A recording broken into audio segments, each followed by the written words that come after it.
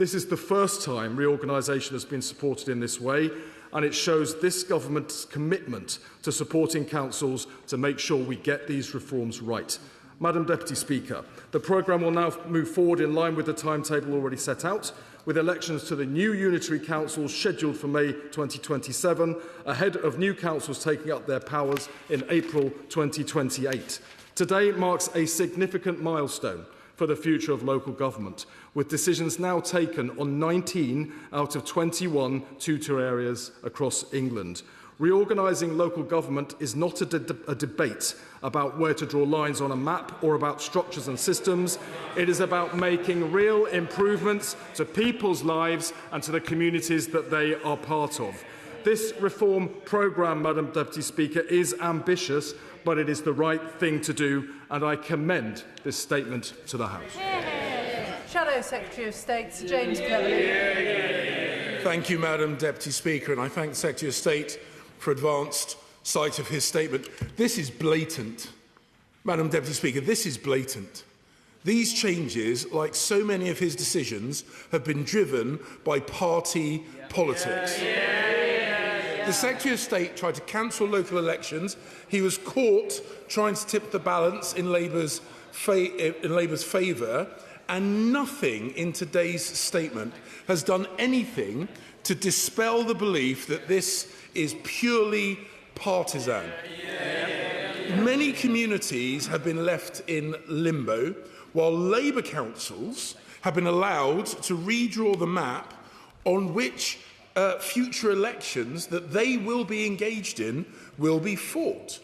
Can the Secretary of State honestly say that that's going to inspire confidence in the integrity of this process? And if he wanted accusations of gerrymandering to be put aside, why on earth did he create such a clearly gerrymandered set of boundaries?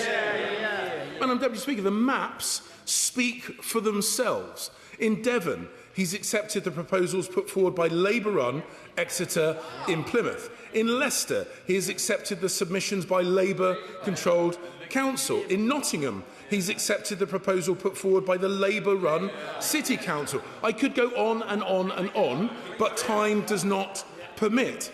How on earth can the Secretary of State expect anyone to believe that this process has been politically impartial? Devolution should be about transferring powers away from Whitehall. It's about giving freedom to succeed to local areas and for them to keep the reward of that success, creating the conditions for more investment, more jobs, more opportunity. But none of that is dependent upon imposing a single organisational model from Whitehall. Unitaries should never be the admission price for a devolution deal, nor should local areas be compelled into so-called strategic authorities simply because he and Whitehall prefer organisational uniformity. Devolution should mean trusting local people to make local decisions. The Secretary of State says he is holding councils to the standards of best value, of transparency, consultation, good governance, sound decision-making. Yet by the very same standards, he fails his own test.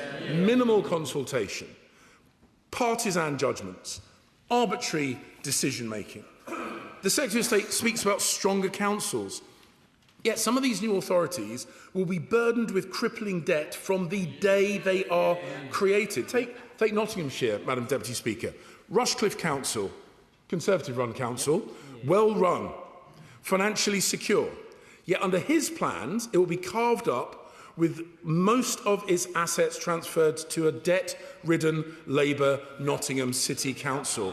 How on earth can weakening well-managed councils to prop up bankrupt ones create a stronger foundation for local government? And what of local democracy? He says with great pride how many local representatives are going to be culled in these proposals. Decisions taken further away from the communities that they affect.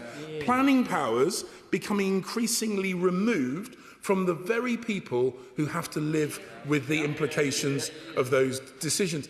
And he complains about two-tier local government. But his own mayoral proposals create two tiers of local government. So please, can he inform the House? Is two-tier local government good, or is two-tier local government bad? He doesn't seem to know. And also, what assessment has the Secretary of State made of the democratic deficit? And given the pace with which he's driving these changes and the fact that a number of the proposals have still not been outlined today and won't be until the autumn, what on earth gives him the confidence that they will be implemented in time for shadow elections in May of next year? And what assessment has he made of the likelihood of judicial reviews further delaying this timetable before 2029? Madam Deputy Speaker, this statement raises more questions than it answers. If this proves to be the Secretary of State's final appearance at the dispatch box in this role, we don't agree, but I've enjoyed working with him across the dispatch box.